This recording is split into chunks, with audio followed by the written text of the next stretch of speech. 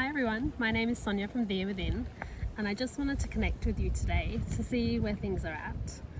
We're in 2020 and what a crazy year it's been already. You know, we're in the midst of this pandemic and, you know, for most people life has changed just so drastically. And the thing that's really, sort of impacted most people is living through this uncertainty. Not being able to plan for the future, whether it's related to uncertainty around jobs, the economy, health themselves or a loved one, just not sure, what life is meant to be like. For a lot of people, we're in lockdown, some people are coming out of lockdown, and there's always a fear of going back into lockdown. So I thought what would be really useful today is if I shared with you some tips and tools that have really helped me through this uncertainty.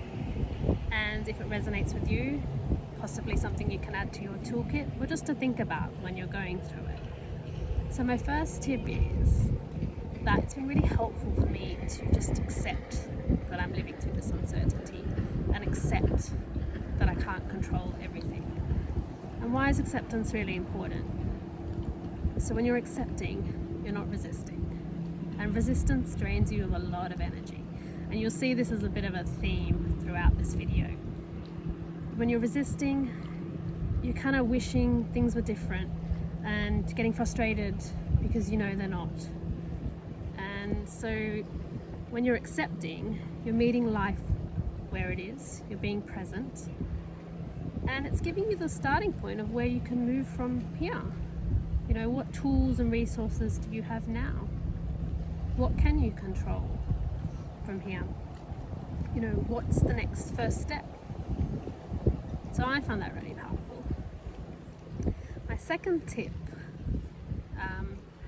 and how I've dealt with this uncertainty, is to really explore my thoughts and challenge my thoughts when they're not serving me.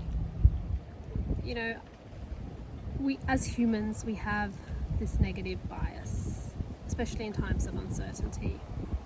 And we often think about all the negative scenarios that can happen, and sometimes we even sensationalize them. So some sort of questions you can ask. I'm a real numbers person, so I will often ask questions like, what's the chance of this really happening? What's the chance of this really happening to the level and extremity that I have imagined this? What can I put in place to mitigate some of the negative aspects of these scenarios now? And then finally, if it's not in your control, it's worth asking, do these thoughts really serve me? And if they don't, what is it just a decision point now to really let these thoughts go and keep letting them go every time they come back up? And what we're really changing here is we're taking control of our mind. We are taking back our personal power, and we're shifting our energy.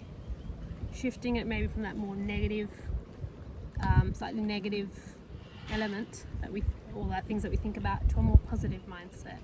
And it is really important to reflect on those positive opportunities that might be coming out of this as well. So, you always hear that story of someone who says, I got made redundant, but it was the best thing for me because it gave me space to retrain or to focus on my business. And then often they're saying this well down in the future, but it's just something to think about that, that could be your future as well. Also, I hear a lot of people right now saying that lockdown's been really hard, but they're spending a lot more time with their family. So they believe in the future they're going to come out of this much closer. So that's my second tip, which leads on to my third tip, which is to really focus your energy on what you have control over. And what do you have control over right now? Really, you've only got control of yourself and your resilience. So, if you focus more on your resilience, it's going to get you through anything that's thrown at you now. Building your immunity is a big one at the moment. So focusing on exercise, diet, sleep, things that build your immunity are all really great.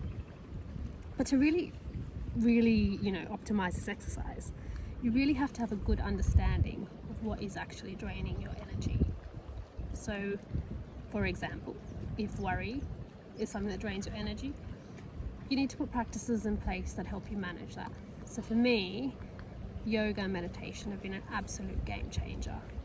So for you, it might be that, or it might be something else that helps you. Maybe you need a creative hobby that you have a little bit of time for, that really puts you into your flow and relaxes you and takes you away from all those thoughts. A lot of people right now have been saying things like overwhelm has been a really big thing. So it's about exploring options that help you manage that. You know, just an example, I mean, there's been many reasons. For a lot of parents right now, they're homeschooling and working. So it might be around exploring options like what support systems you can rely on at the moment. That might be quite different in this period.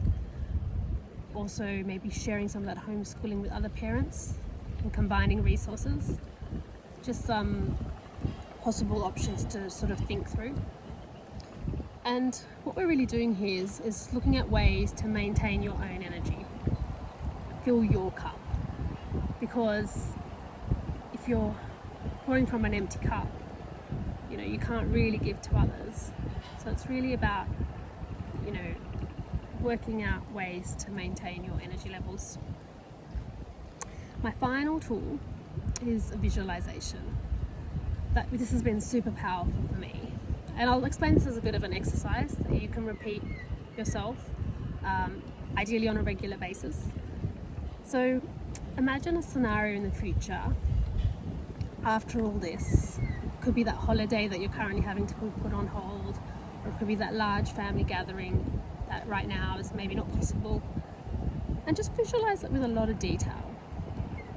Visualize who you are, how you're standing, your expressions, who you're being, coming out with all this strength and resilience after this period. Maybe visualize the people around you and see their expressions as well. And what's really key here is to get into that feeling of who you are in that place. You know, what's shifting, what kind of emotions are there? Are they, you know, relief? Are they contentment? You know, is there excitement? Is there hope? Just really get into that feeling. And what we're doing when you get into that feeling is you're shifting your energy. You're shifting your energy, you're shifting your mindset into a more positive mindset. And finally, what better way to let the universe know what you want in the future, right? So I found that really useful. And they're my 4 tips for you. And I'd really like to hear your thoughts and see how you found them. You can send me a message, or you can follow me on social media. At Facebook, I'm on @TheaWithin, and Instagram @Thea_within. And just let me know how you get on. And yeah, I really just want to wish you a peaceful, healthy, and safe period over this time. And we're all just going to get through this, and we're all just going to come out more resilient, you know, and we'll all have lots of stories to tell from this, you know, really intense period. And I hope to see you soon. See you later. Bye.